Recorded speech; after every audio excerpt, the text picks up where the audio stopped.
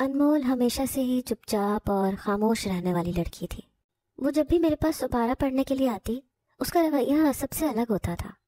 گو کہ عمر اس کی کم تھی، لیکن باتوں سے وہ بہت سمجھدار لگتی تھی۔ مجھے وہ بہت اچھی لگتی تھی، بہت خوبصورت تھی۔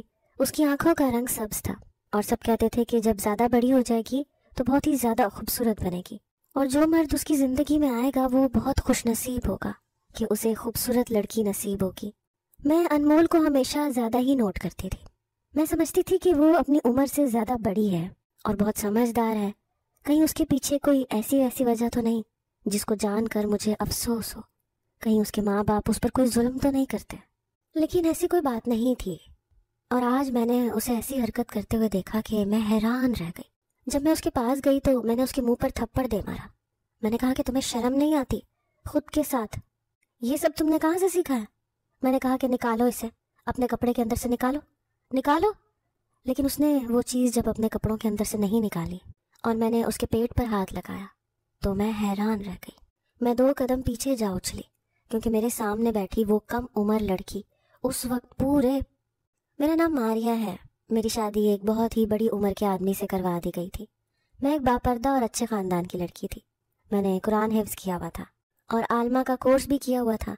مجھے لگا تھا شاید میری زندگی اچھی ہوگی، میری زندگی میں کوئی شخص آئے گا، کیونکہ میں نے کبھی کسی کے ساتھ کچھ برا نہیں کیا۔ پر میرے ماں باپ پر بہت قرض تھا، انہوں نے وہ قرض اتارنے کے لیے میری شادی کروا دی۔ میرے شوہر کی عمر میں اور میری عمر میں پورے 23 سال کا فرق تھا۔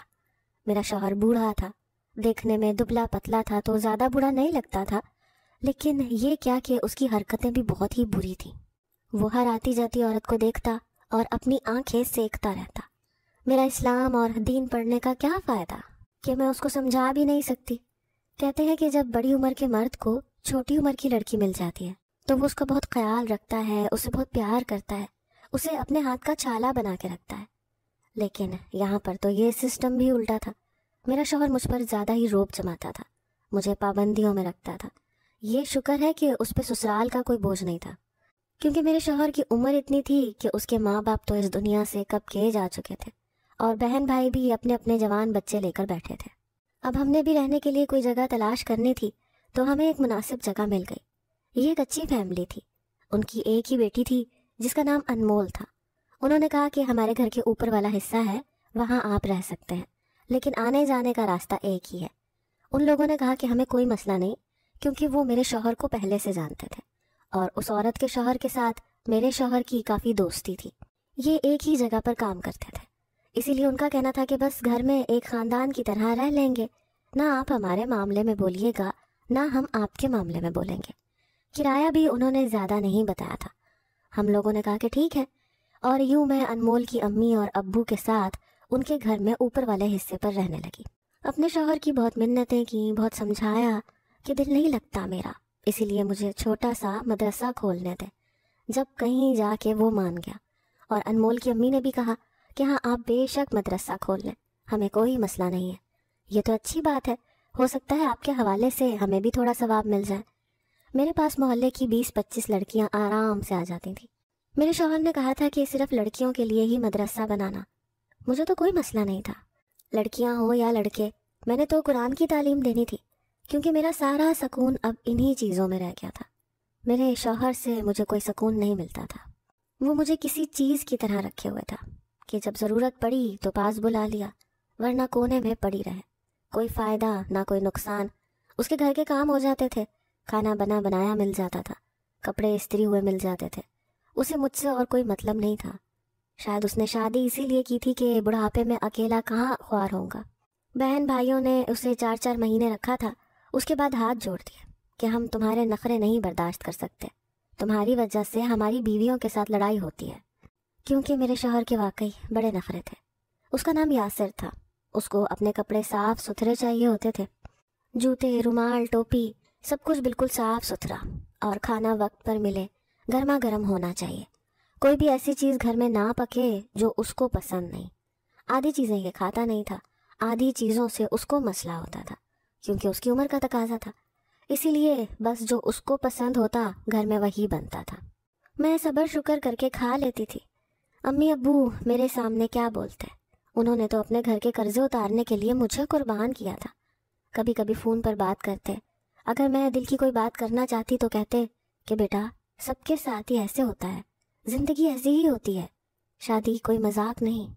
میں بھی خاموش ہو جاتی ہوں، مجھے تو ان سے شاید بات بھی نہیں کرنی چاہیے، لیکن ماں باپ تھے تو دل تنگ ہو جاتا تھا۔ اللہ نے مجھے اولاد بھی نہیں دی، شادی کو سال ہو گیا تھا۔ سوچتی تھی کہ ایک اولاد ہو جاتی تو میری زندگی میں کوئی تو خوشی آ جاتی، میرا دل اس کی طرف لگ جاتا، لیکن جو میرے شوہر کے حالات تھے مجھے نہیں لگتا تھا میرے ہاں اولاد ہونے والی ہے۔ ہمارے گھر کے سامنے والے گھر میں بھی ایک بہت اچھی فیملی رہتی تھی، ان کے گھر سے 2 لڑکیاں میرے پاس پڑھنے کے لیے آتی تھیں۔ ایک دن ان کی ماں آئی، اس نے کہا کہ میری بیٹیوں کا آپ نے خاص خیال رکھنا ہے، ہم نے گھر میں ان کو کبھی نہیں مارا، سنا ہے کہ جو لوگ سپارہ وغیرہ پڑھاتے ہیں وہ مارتے بھی ہیں۔ میں نے کہا کہ نہیں، میں لڑکیوں کو نہیں مارتی۔ جب میں نے اس عورت کو دیکھا تو اس کی عمر کافی زیادہ تھی، لیکن جب اس کے شوہر کو دیکھا تو حیران رہ گئی۔ ایک دن انمول کی ماں کے ساتھ سبزی لینے گئی تو اس نے مجھے بتایا کہ جو عورت سامنے رہتی ہے نا، یہ اس کا شوہر ہے۔ جب میں نے اس کو دیکھا تو میرے تو قدموں تلے سے گویا زمین ہی نکل گئی، کہاں وہ عورت اور کہاں یہ لڑکا، ایسا لگتا تھا کہ یہ اس کا بیٹا ہے۔ میں نے کہا آپ کو غلط فہمی ہوئی ہے، شاید یہ اس کا بیٹا ہے۔ تو انمول کی ماں نے کہا کہ نہیں، میں تو یہاں پر 20 سال سے رہ رہی ہوں، میری تو جوانی بھی یہیں گزری ہے، بچپن بھی، پھر شادی بھی اسی محلے میں ہو گئی، مجھے اچھی طرح پتا ہے یہ اس کا شوہر ہے۔ میں نے کہا کہ یہ کیسی بے جوڑ شادی ہے؟ اس نے کہا کہ تمہاری شادی بھی تو بے جوڑ ہے۔ میں نے کہا کہ ہاں میری شادی کا بھی یہی حال ہے، لیکن مرد بڑا ہو تو کوئی اتنا زیادہ سوال جواب نہیں کرتا، لیکن عورت بڑی ہو تو زمانہ جینے نہیں دیتا۔ اس نے کہا کہ ان کے ساتھ بھی یہی حال ہے، لیکن ان دونوں میں اتنی محبت ہے، یہ کسی بات کی پرواہ نہیں کرتے۔ میں نے کہا کہ یہ بات تو آپ کی سچ ہے، اگر شادی بے جوڑ ہو لیکن محبت ہو تو پھر زندگی گزر جاتی ہے، لیکن یہاں تو نہ محبت ہے نہ ہی جوڑ ہے۔ انمول کی ماں مجھے تسلی دیتی تھی، وہ بہت اچھی عورت تھی، اس نے اپنی بیٹی کی تربیت بھی اچھی کی تھی۔ ایسا نہیں تھا کہ وہ لڑکی کوئی شرارت کرتی ہو، ادھر ادھر بھاگتی ہو، محلے میں نکل جاتی ہو۔ دوپٹہ ہمیشہ اس کے سر پر ہوتا تھا، روز پڑھنے آتی تھی، روز اسے سبق یاد ہوتا تھا۔ کبھی کبھی میرے گھر کے کام کرنے کی کوشش کرتی تھی، میں کہتی تھی کہ نہیں کرو، کہتی تھی کہ نہیں آپ اکیلی ہیں، اور استاد تو ماں باپ کی جگہ ہوتے ہیں، اگر آپ کے گھر کا کام کروں گی تو مجھے تو نیکیاں ہی ملیں گی۔ میری بھی اس کے ساتھ کافی دوستی ہو گئی، کیونکہ ہم ایک ہی گھر میں رہتے تھے۔ کبھی کبھی آ جاتی تھی کوئی چیز لے کر، میں بھی اسے کچھ پیسے دے دیتی کہ جا کر کچھ کھا لینا، یا کوئی اچھی چیز بناتی تو اس کے لیے ضرور بھیجتی تھی۔ لیکن ایک دن بڑا عجیب معاملہ ہوا، اس کے گھر والے شادی میں جا رہے تھے، انہوں نے کہا کہ میں انمول کو اپنے پاس رکھ لوں۔ میں مان گئی، میں نے کہا کہ ہاں میرے پاس تو یہ بہت خوش رہتی ہے۔ میں رات کو دوسرے کمرے میں اس کے ساتھ سو گئی۔ میرے شوہر کو اس بات سے مسئلہ ہوا تو میں نے ان سے کہا کہ رات کی بات ہے، صبح انمول کو ناشتہ بنا کے دیا، لیکن جب وہ ناشتہ کر رہی تھی تو اس کو الٹی آ گئی۔ میں نے کہا کہ کیا بات ہے؟ کہنے لگی کہ میرے پیٹ میں بہت درد ہے، ہم لوگوں نے رات کو پیزا منگوا کے کھایا تھا، شاید اسی لیے اس کے پیٹ میں درد تھا۔ میں نے کہا کہ اپنی امی کو نہیں بتانا ورنہ پھر وہ تمہیں یہاں نہیں بھیجیں گی۔ اس نے کہا کہ میں نہیں بتاؤں گی۔ میں نے اسے پیٹ درد کی دوا دے دی۔ اس کی امی نے جس شادی میں جانا تھا رات کو وہیں پہ رہنا تھا، کیونکہ شادی دوسرے شہر میں تھی، لیکن اگلی رات سے پہلے وہ لوگ واپس آ گئے۔ میں نے ان کی بیٹی ان کے حوالے کر دی۔ ابھی کچھ ہی دن گزرے تھے کہ انمول کی حرکتوں میں مجھے کچھ تبدیلی محسوس ہو رہی تھی۔ آج کل اس کا چہرہ بالکل پیلا رہتا تھا، وہ بہت بیمار بھی رہتی تھی، کبھی پیٹ درد ہو گیا، کبھی الٹی لگ گئی۔ ایک دن تو ایسا ہوا کہ وہ زیادہ ہی بیمار ہو گئی۔ رات کے ٹائم اسے ڈاکٹر کے پاس لے گئے۔ میں صبح اس کو پوچھنے کے لیے گئی تو اس کی ماں نے کہا کہ الٹی سیدھی چیزیں جو کھاتی رہتی ہے، بڑی ہو رہی ہے نا، اسی لیے ایسا تو ہوتا ہے۔ میں نے کہا کہ ہاں بلوغت آ رہی ہے تو تھوڑی بہت جسمانی تبدیلیاں بھی آتی ہیں، آپ پریشان نہیں ہو، سب کچھ نارمل ہے۔ 1-1.5 مہینہ اسی طرح گزر گیا۔ انمول کے پیچھے تو جیسے بیماریاں ہی پڑ گئی تھیں، لیکن پھر بھی وہ چلتی پھرتی رہتی تھی۔ اس کی ماں کہتی تھی کہ بچہ بیمار ہو اور اسے بیماروں کی طرح ایک جگہ بٹھا دو تو وہ اور بیمار ہو جاتا ہے، اسی لیے اگر کوئی بیمار ہو تو اس کو چلنے پھرنے دو، پھر وہ ٹھیک ہو جاتا ہے۔ وہ گھر میں لگ کے ادھر ادھر پھر کے اپنی بیماری کے بارے میں بھول جاتی تھی۔ مجھے کہنے لگی کہ جب سے میں نے وہ پیزا کھایا ہے نا، تب سے میری طبیعت خراب ہوئی ہے، آئندہ میں کبھی پیزا نہیں کھاؤں گی۔ اس بات پر میں حیران ہو گئی۔ میں نے کہا کہ ابھی تو اس پیزے کو کھائے ہوئے 2 مہینے ہونے والے ہیں، ابھی تھوڑی نا وہ پیزا تمہارے پیٹ میں پھر رہا ہوگا. پریشان نہیں ہو, ٹھیک ہو جاؤ گی. کبھی کبھی ہوتا ہے, بیماری پیچھے پڑ جاتی ہے. میرے ساتھ بھی ایسا پہلے ہو چکا ہے. سامنے والی عورت جس کی 2 بیٹیاں میرے پاس پڑھتی تھیں, جس کا شوہر بہت جوان تھا, اس کا نام ریحانہ تھا. اس کے ہاں پھر سے امید تھی اور میرے ہاں ابھی تک کوئی امید نہیں تھی. اس کو دیکھ دیکھ کر مجھے رشک آتا تھا. اس کا شوہر بے حد خوبصورت تھا. وہ بتاتی تھی کہ وہ بہت اچھا انسان ہے. کبھی کبھی گھر آ جاتی تھی تو سلام دعا, کبھی چائے پر بات چیت بھی ہو جاتی تھی. آج کل اس کا پیٹ بڑھنے لگا تھا اور وہ اپنے پیٹ کو چھپاتی بھی نہیں تھی. ایک دن میں نے اسے کہا کہ تم کھلے کپڑے پہنا کرو, پھر کوئی بڑی سی چادر لے لیا کرو. تمہاری تو اپنی بیٹیاں بھی چھوٹی ہیں اور محلے میں بھی تم ایسے پھرتی ہو. اس نے کہا کہ یہ تو عورت کا غرور ہوتا ہے کہ اس کے ہاں اولاد ہونے والی ہے, بھلا میں اس کو کیوں چھپاؤں. جانے کیوں مجھے ایسے لگا جیسے وہ مجھے تانا دے رہی ہے. لیکن پھر میں نے سوچا کہ اس کی میرے ساتھ کون سی دشمنی ہے جو وہ مجھے تانا دے گی. میں نے کہا کہ ہاں لیکن نظر بھی لگ جاتی ہے. کہنے لگی کہ توبہ توبہ, اللہ بری نظر سے بچائے. آج کل تو ہر دوسرے گھر کی یہی کہانی ہے, کسی کے ہاں اولاد نہیں ہوتی, کسی کی اولاد پیدا ہو کر مر جاتی ہے. لیکن اللہ کا شکر ہے میرے ہاں تو 7 سال میں یہ تیسری اولاد ہے اور اس دفعہ میرے ہاں بیٹا ہونے والا ہے. میں نے پتہ بھی کروا لیا ہے. میں نے کہا کہ اللہ تمہارے بیٹے کو صحت و زندگی دے. اس نے مجھے اپنے شوہر کے بارے میں بتانا شروع کر دیا کہ روز میرے لیے پھول لے کر آتا ہے. میری سالگرہ ہو, عید ہو, تہوار ہو, مجھے ایسے ایسے تحفے دیتا ہے کہ سب حیران رہ جاتے ہیں. کبھی کبھی لوگ اس کو کوئی بات کر دیں تو لڑنے مرنے پر آ جاتا ہے. کہتا ہے کہ میری بیوی کے بارے میں کوئی بات نہ کی جائے. میں بڑی حیران ہوتی تھی. میں نے انمول کی ماں سے یہ ساری باتیں کی تو اس نے کہا دیکھو, سکے کے 2 پہلو ہوتے ہیں. اتنی یہ کوئی حور پری نہیں ہے. دراصل اس کا باپ بہت زیادہ امیر ہے. جس گھر میں یہ رہتی ہے وہ بھی اس کے باپ کا ہے اور اس کے گھر کے سارے خرچے بھی اس کا باپ اٹھاتا ہے. شاید اسی لیے اس کا شوہر اس کے اتنے ناز نخرے اٹھاتا ہو. میں نے کہا کہ اگر اتنے ناز اس لیے بھی اٹھاتا ہے تو کیا وہ یہ نہیں سوچتا کہ وہ کتنا جوان ہے, اور یہ تو ادھیڑ عمر عورت ہے اور اس کا وزن بھی بہت زیادہ ہے. انمول کی ماں کہنے لگی کہ کچھ لوگ نہیں سوچتے, محبت تو اندھی ہوتی ہے. میں نے کہا کہ ہاں, لیکن ہمارے حصے میں تو اندھی محبت بھی نہ آئی. ہم تو محبت کو نہ آنکھوں کے ساتھ نظر آئے نہ بنا آنکھوں کے. وہ کہنے لگی کہ خود پر ترس نہ کھایا کرو, ایک دن سب کچھ ٹھیک ہو جائے گا. ریحانہ کو سب دیکھتے تھے کہ کیسے وہ اپنے پیٹ کی نمائش کرتی پھرتی, کبھی بچوں کے کپڑے لیتی, کبھی کچھ کرتی. ہم اسے منع کرتے کہ اتنا دکھاوا نہیں کیا کرو, لیکن وہ نہیں مانتی تھی. وہ کہتی تھی کہ میرا غرور ہے, لیکن وہ یہ بھول گئی کہ جہاں غرور ہو وہاں شیطان ہوتا ہے, کیونکہ غرور وہی عمل ہے جو شیطان نے کیا تھا. لیکن ہم پھر بھی اس کے لیے دعا ہی کرتے تھے. ایک دن میں نے انمول کو دیکھا, وہ بہت زیادہ املی کھا رہی تھی. میں نے کہا کہ مت کھاؤ, اس سے تمہارا گلا خراب ہو جائے گا. اس نے کہا کہ میرا ہمیشہ کھانے کا دل کرتا ہے, میں کیا کروں. میں نے کہا کہ اس عمر میں ہوتا ہے, لیکن کم کھایا کرو, نہیں تو بیمار ہو جاؤ گی. پہلے ہی تم ابھی تک ٹھیک نہیں ہوئی ہو. اس کے بعد میں نہ جانے کیا ہوا کہ انمول کی ماں نے اسے میرے پاس بھیجنا چھوڑ دیا. 3-4 دن تک وہ نہیں آئی, کہنے لگی کہ بیمار ہے. اس کے بعد جب بھی میں اسے بلاتی یا کہتی یا پیغام بھجواتی تو کہتی کہ اس نے نہیں آنا. اسی طرح کرتے کرتے 10-15 دن گزر گئے. میں بھی اپنی روٹین میں لگی رہی. ایک دن ٹائم نکال کر اس کی ماں کے پاس چلی گئی. مجھے انمول کافی دن سے نظر بھی نہیں آئی تھی. میں نے کہا کہ کیا بات ہے, کیا زیادہ طبیعت خراب ہے. اس نے کہا کہ طبیعت تو بہتر ہے, لیکن اس کے ابو نے کہا ہے کہ اب یہ بڑی ہو رہی ہے, اسی لیے اس کو زیادہ آنا جانا نہیں کروانا. میں نے کہا کہ کیا آنا جانا, بس یہاں سے اوپر ہی تو آنا ہے, ابھی تو اس کی قرآنی تعلیم رہتی ہے, سپارہ پورا نہیں ہوا. اس کی ماں کہنے لگی کہ بعد میں کروا لیں گے, کون سا وقت نکلا جا رہا ہے. مجھے اس کی یہ بات سمجھ نہیں آئی کہ ابھی کروانے میں کیا قباحت تھی. پھر بھی میں نے زیادہ زور نہیں دیا کہ کہیں یہ نہ سوچیں کہ میں اس کی بیٹی کو اپنے پاس بٹھا کر اپنے گھر کے کام کرواتی ہوں. میں نے کہا کہ ٹھیک ہے, آپ نے جب بھیجنا ہو آپ بھیج دیجیے گا. لیکن پھر اگلے ہی دن مجھے رات کو 1122 والوں کی کال آئی. وہ نیچے گھر میں آئے تھے.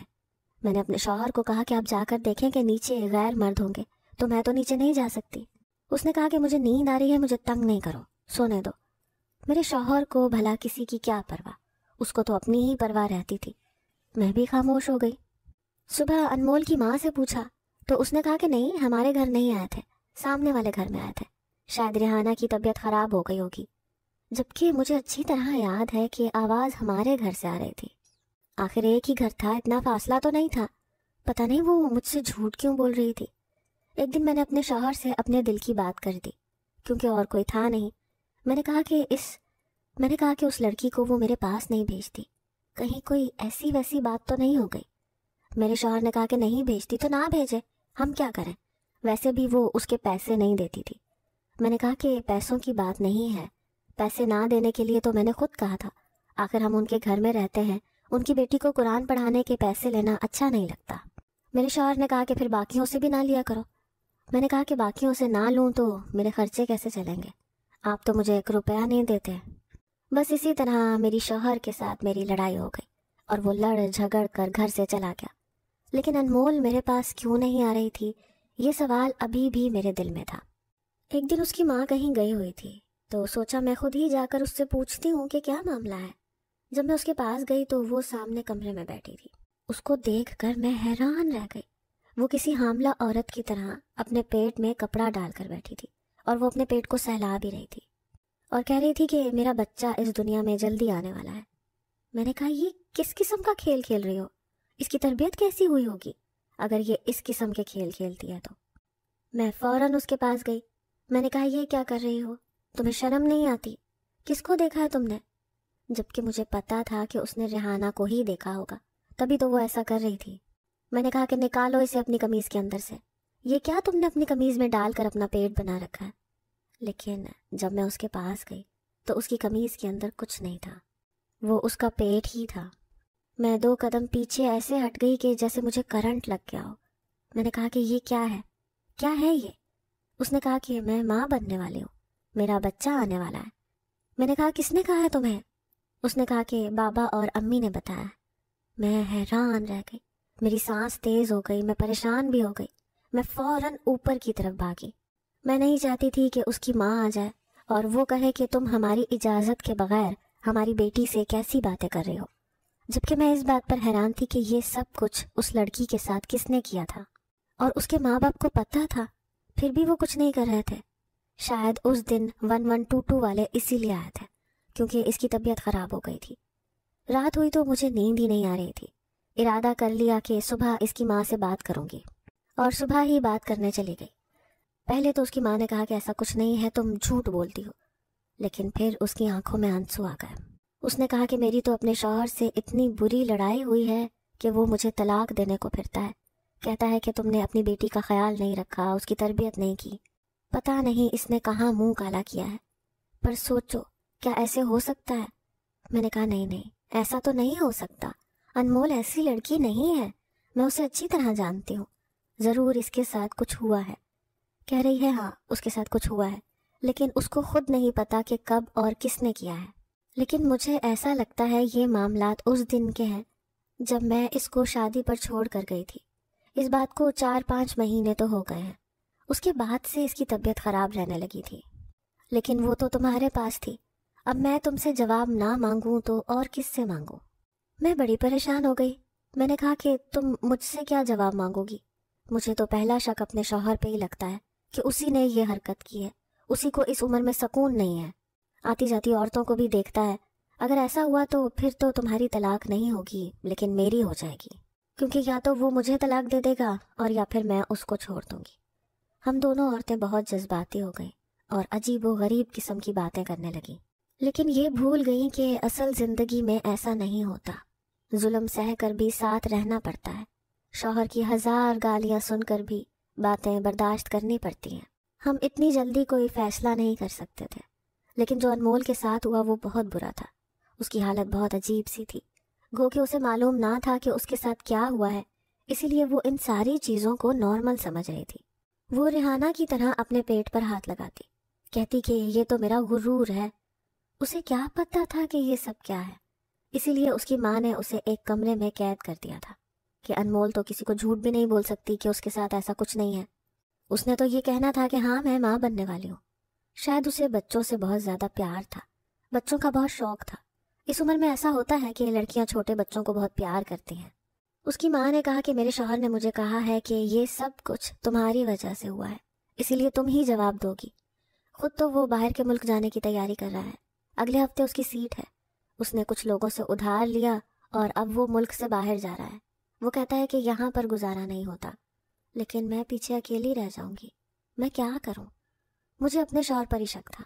میں نے اپنے شوہر سے جا کر یہ سوال کیا۔ جب میں نے اس سے یہ بات کی تو وہ حیران رہ گیا۔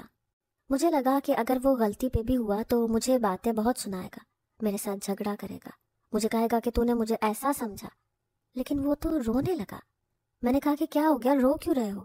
مجھے اتنی تکلیف دی، کبھی میری تکلیف پر نہیں روئے، اب خود پر الزام لگ گیا تو رو رہے ہو۔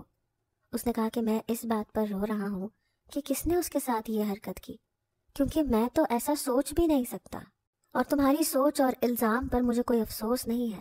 ظاہر ہے تم تو میرے بارے میں ایسے ہی سوچو گی نا، لیکن میں اتنا برا آدمی بھی نہیں ہوں جتنا تم نے مجھے سمجھ لیا ہے۔ ارے ایسے تو کوئی بہت ہی برا آدمی کر سکتا ہے۔ میں اگر رنگین مزاج ہوں تو میں نے تم سے شادی کی ہے نا، نکاح کیا ہے تم سے، مانا کہ تم کم عمر ہو لیکن نکاح تو کر کے لایا ہوں نا۔ دوسری عورتوں کو دیکھ لیتا ہوں لیکن کسی کے پیچھے تو نہیں جاتا۔ میں نے ایسا کچھ نہیں کیا۔ میرے شوہر نے مجھے یقین دلایا۔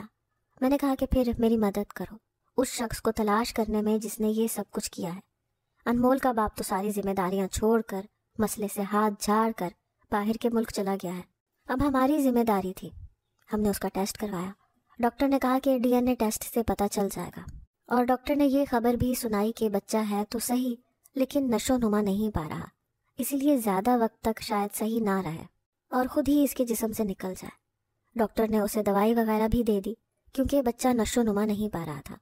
ہم لوگوں نے محلے کے لوگوں کو کہا کہ ٹیسٹ کروائیں گے، اور آس پاس کے جتنے بھی گھر لگتے ہیں سب ہی مردوں کے ٹیسٹ ہوں گے۔ کچھ لوگوں نے ٹیسٹ کروانے سے انکار کر دیا، جس میں ریحانہ کا شوہر بھی شامل تھا۔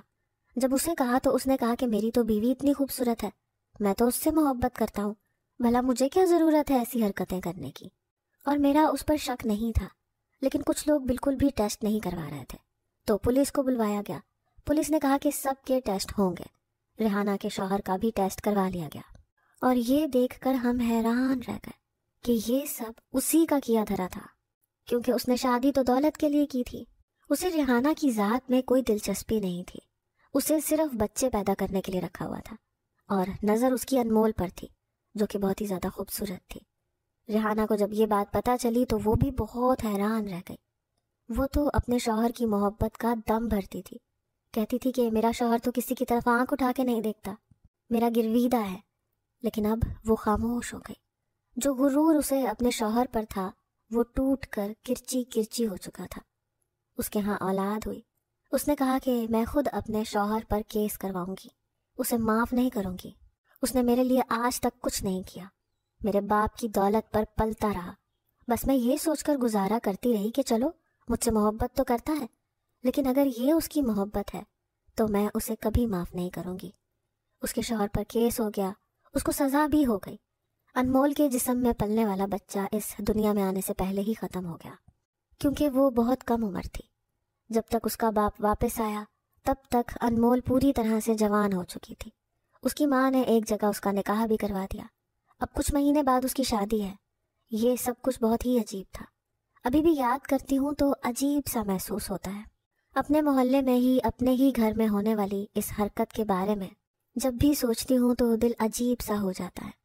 آپ لوگ بتائیں کہ انسان اپنی جوان بیٹیوں کی حفاظت کس طرح کرے جب آس پاس ایسے لوگ گھوم رہے ہوں تو۔